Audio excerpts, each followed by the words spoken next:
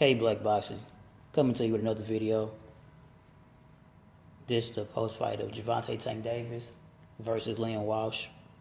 I didn't make a full prediction of the fight, but the prediction of Terrence Crawford and Felix Diaz, in the beginning of that prediction, I did say that Tank Davis, as well as Gary Russell Jr. should win a fights. You know what I mean? And I didn't make a lot of predictions because there's a lot of fights, man. So the most important fight to me was Diaz and Crawford. But anyway, I'll make a post fight. Like I said, Tank Davis, I said he should win, and he won. And he won in dramatic fashion, man. He went over there. He did what he had to do. He knocked out Walsh. It was a good fight, man. In previous videos, I said I wasn't really high on Tank Davis because I feel like he kind of fought similar to Adrian Broner. And I didn't, like I said, that style would be okay with certain fighters, but once you start going to the upper echelon of fighters, that style's not going to work on them. You know what I mean? But I can definitely tell that him having Floyd Mayweather in his camp and him going to Vegas to train has definitely helped him a whole lot, man, because it showed he was poised, he was patient. And once he seen the opening on Walsh, he was just like a snake. He struck, and it was gold, man. He hurt him, and once he hurt him, he pounced on him until he knocked him down.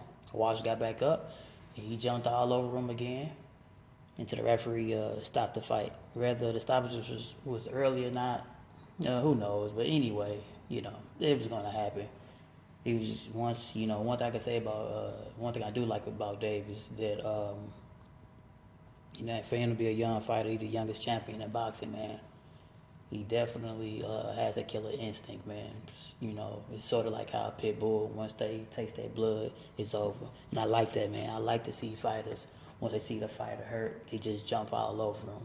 We don't try to wait, because if you wait, it could be you on the other hand.